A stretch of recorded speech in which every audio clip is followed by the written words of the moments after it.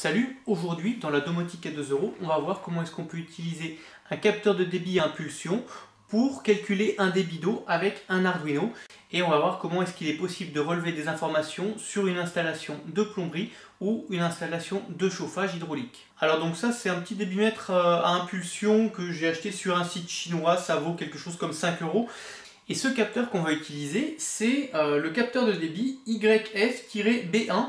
Et moi j'ai choisi ce modèle parce que déjà il n'est pas très cher, je crois que c'était quelque chose comme 4,50 € ou 5 € le débitmètre électronique. Et puis il a un corps en laiton.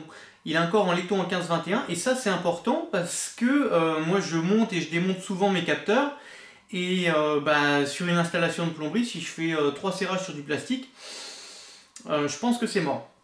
Et donc c'est un compteur à impulsion qui fonctionne sur l'effet du Hall sensor, c'est-à-dire que on a ici un petit capteur et puis on a à l'intérieur une hélice. Non, c'est dans l'autre sens. Voilà. Et sur cette hélice, il doit y avoir normalement un petit bout d'aimant, quelque chose. Et le capteur qui est là détecte combien de fois passe le petit bout d'aimant devant sa cellule.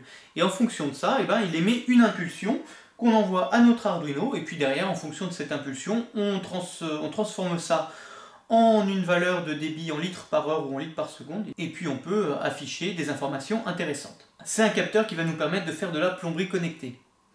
Alors concrètement, en termes d'informations, ce qu'on va pouvoir recevoir avec un capteur de débit, déjà la première chose, en valeur brute, il va nous donner un débit d'eau en instantané, à un temps t.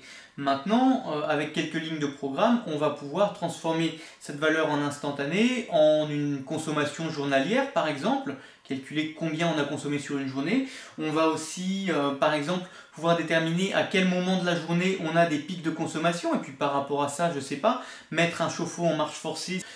Si on le branche avec une sonde de température sur le départ et une sonde de température sur le retour, on va pouvoir calculer une puissance en calculant l'écart de température et puis le débit d'eau. On va pouvoir déterminer une puissance de chauffage par exemple.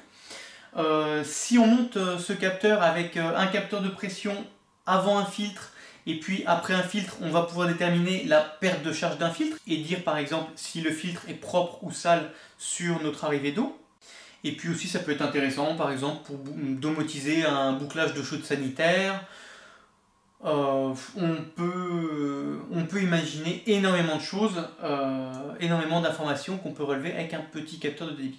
Alors ce capteur de débit, on est en mâle de chaque côté, en 15-21, 1,5. Et puis on va avoir un sens de raccordement. Là on a une flèche parce que si le débit d'eau il est en sens contraire, ça va pas marcher.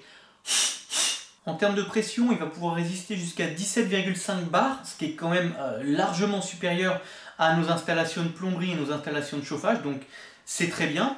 Et puis on va avoir aussi une plage de lecture de débit qui va être comprise entre 1 et 25 litres par minute. Après en termes de raccordement, là je l'ai raccordé sur un Arduino Nano, donc on a un plus 5 volts, on a un neutre, et puis on a aussi un fil signal. Le fil signal, il va falloir le raccorder sur un pin digital. Parce que ce qu'on va mesurer avec ce capteur, ça va être un nombre d'impulsions, 0 ou 1. Tout de suite, on va passer sur le programme et puis on va regarder un petit peu ce qu'il faut écrire pour faire fonctionner un débitmètre de type YF-B1. Alors voilà, donc là j'ai le moniteur série ouvert sur l'environnement Arduino et on peut voir 0 litres par heure. Maintenant je vais souffler dans le compteur.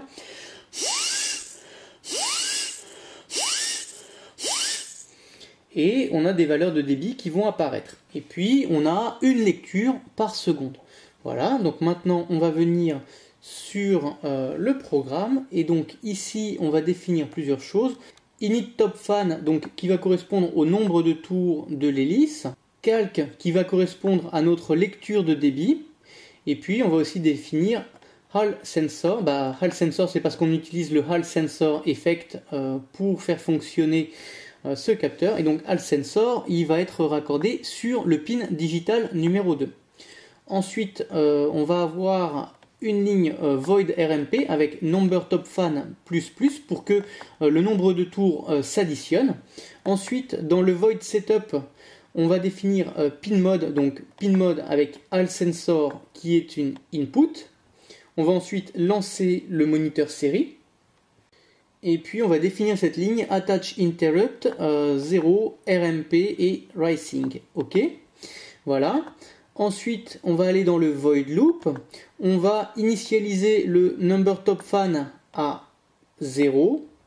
On va avoir cette ligne SEI, puis un délai de 1000 millisecondes, puis une fonction CLI. Et en fait, la manière dont j'ai compris ces lignes de code, c'est que on va avoir un état initial à 0. Ensuite, pendant cette temporisation de 1000 millisecondes, on va regarder combien de tours a été effectué par l'hélice. Et en fonction de ce nombre de tours effectués par l'hélice, on va multiplier par un coefficient multiplicateur parce qu'un nombre de tours d'hélice, c'est pas forcément un débit. Il faut réaliser un petit ajustement. Et donc, du coup, cette multiplication nous donne calque. Et donc, calque, ça va être la valeur de notre débit. Ensuite, on écrit serial.print pour pouvoir afficher la valeur de notre débit dans le moniteur série.